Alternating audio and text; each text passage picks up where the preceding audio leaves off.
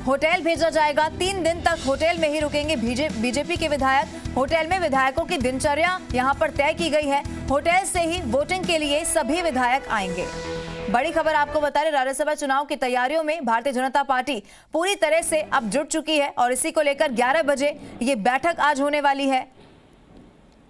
जयपुर में आज बीजेपी विधायकों को प्रशिक्षण दिया जाएगा और कुछ ही देर में ये बैठक यहां पर शुरू हो जाएगी। बैलेट पेपर से विधायकों को यहां पर मॉक पोल कराया जाएगा। पूरी तरह से जानकारी दी जाएगी जिससे कि कोई भी चूक ना हो सके।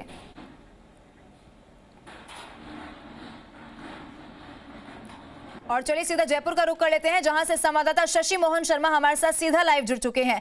शशि, ये 11 बजे का समय रखा गया है और किस तरीके से फिलहाल रणनीति तय की गई है, और ये भी खबर सामने आ रही है कि दिनचर्या भी तय कर ली है। क्या अपडेट आपके पास फिलहाल?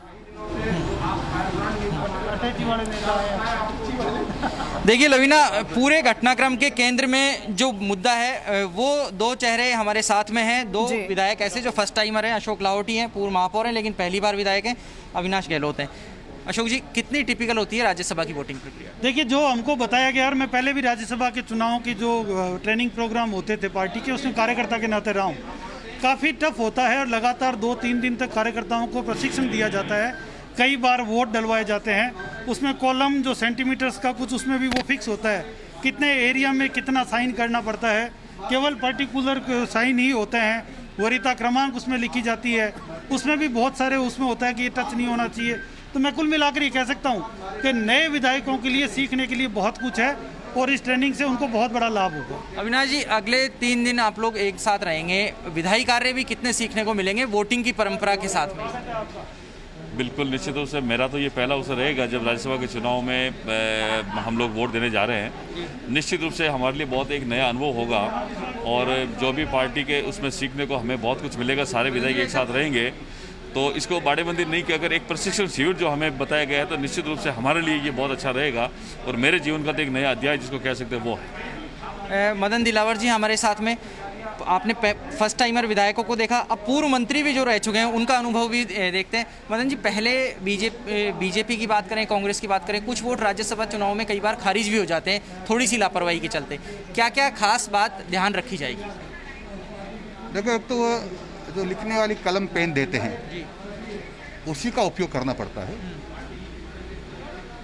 और जो डायरेक्शन से समय समय पर कई बार चुनाव आयोग बदलता रहता है, जो डायरेक्शंस दिए जाते हैं उसकी पूरी पालना हमको करनी चाहिए, तो वोट खारिज नहीं होता है।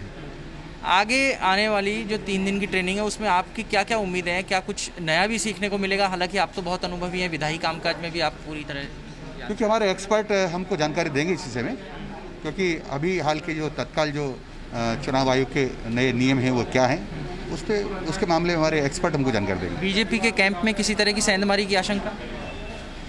भारतीय जनता पार्टी के कैंप में कोई सेंधमारी कर सकता है? असंभव, क्योंकि हम तो किसी के यहाँ भी सेंधमारी नहीं करते, पर हमारे यहाँ भी सेंधमारी नहीं करने देते। न हमारे यहाँ ऐसे बेईमान लोग हैं जो किसी बिक जाएंगे। वो गलोजी कर रहे हैं कि हॉर्स ट्रेडिंग कर रहे हैं, यानी उनके एमएलएज को घोड़ा समझते हैं जो बिक जाएंगे, इसलिए घोड़ों की रुखाली करने की कोशिश कर रहे हैं। तो देखिए, मदन दिलावर ने बहुत महत्वपूर्ण बात कही कि उनके यहाँ पर किसी को नहीं लिया जा सकता। प्रताप सिंह भी है हमारे साथ में, उनसे बात करते हैं। प्रताप जी, हॉर्स ट्रेडिंग को लेकर के आपका क्या अनुभव रहा है? क्या आपने इससे पहले देखी है? हालांकि क्रॉस वोटिंग तो हुई है, बीजेपी की तरफ से भी हुई है, क्रॉस कांग्रेस की तरफ से भी पहले हुई है। कांग्रेस से छोड़ा हुआ सबूत है कांग्रेस द्वारा, और इससे साफ जाहिर हो जाता है कि कांग्रेस में कहीं ना कहीं ग्रुपबाजी है। कई माननीय सदस्य पत्र लिख रहे हैं, कोई नाराज होकर मंत्री बैठा है, ऐसा हमारी पार्टी में कभी नहीं हुआ। मैं पुराना विधायक हूँ, सन 85 से लगातार वोट करता आया हूँ, और ये नए जितने भी फर्स्ट बार जो पहली बार चुन के आए हैं, इनको राज्यसभा में वोटिंग का प्रक्रिया क्या होती है इस बारे में समझाने था, इसलिए आज की कार्यशाला रखी है। मैं समझता हूँ सब चुनकर आए हुए लोग हैं, सबको जानकारी है, पर फिर भी एक बार और जानकारी देना में कोई बुराई नहीं है, इसलिए ये आज का कार्यशाला रखी। देखिए, जो बात मदन दिलावर ने कही कि उनकी तरफ से कोई सेंधमारी नहीं हो सकती उनके कैंप में। लेकिन पिछले चुनावों में हमने देखा कि धर्मपाल चौधरी थे मुंडावर के विधायक, उनकी तरफ से क्रॉस वोटिंग हुई थी। कांग्रेस की तरफ से भी क्रॉस वोटिंग पहले हो चुकी है।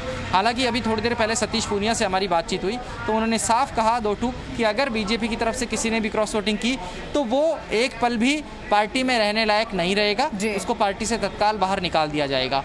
साथ ही सतीश पूनिया ने कांग्रेस पर सवाल उठाते हुए कहा कि उनकी पार्टी के विधायक आमोद प्रमोद के लिए होटल नहीं जा रहे हैं, वो प्रशिक्षण के लिए रहेंगे। पूर्व मंत्री अनीता बघेल हैं, उनसे बात करते हैं। अनीता जी, अगले 3 दिन आप लोग ट्रेनिंग में रहेंगे, आपकी क्या तैयारियां हैं और पार्टी से आपकी क्या उम्मीदें हैं संगठन की एकजुटता को लेकर? संगठन तो एकजुट है ही, उसमें कोई दो राय नहीं है। और तैयारियों को लेकर के हमारे संगठन ने वैसे तैयारियां की हैं। आज मीटिंग है, उस मीटिंग के बाद में तय होना है कि कैसे वोट देना है। और लखावत जी की जीत को लेकर आप कितने आश्वस्त हैं, क्योंकि आपका विशेष लगाव है लखावत जी से, आपके साथ में भी उन्होंने खूब चुनाव में काम किया? बिल्कुल, हम 200% आश्वस्त हैं। देखिए अनीता बघेल बहुत आश्वस्त दिख रही हैं और वो ये कह रही हैं 200% आश्वस्त हैं ओंकार सिंह लखावत की जीत को लेकर के। हालांकि वो किस तरह हैं यह अभी भविष्य के घर में, क्योंकि उनके पास अभी केवल 24 वोट ही हैं जबकि 51 चाहिए।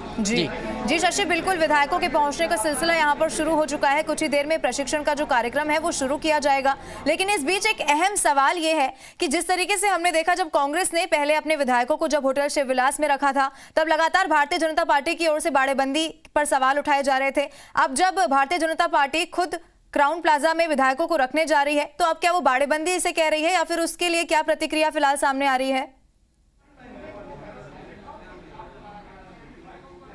देखिए, बहुत लाजिमी सवाल है, आम दर्शक के मन में भी उठने वाला ये सवाल है और इसको हमने सतीश पूनिया, राजेंद्र राठौड़ दोनों से किया। लेकिन उनका कहना था कि अगर उन्हें भी बाड़ेबंदी करनी होती तो वे भी 10 दिन पहले या ज़्यादा समय पहले अपने विधायकों को एक जगह रखते, जबकि उनकी तरफ से पार्टी के विधायकों को छोड़ा हुआ गया था। सब अपने अपने क्षेत्र में काम कर रहे थे, कोरोना संक्रमण के दौर में लोगों तक मदद पहुँचाने का काम कर रहे थे।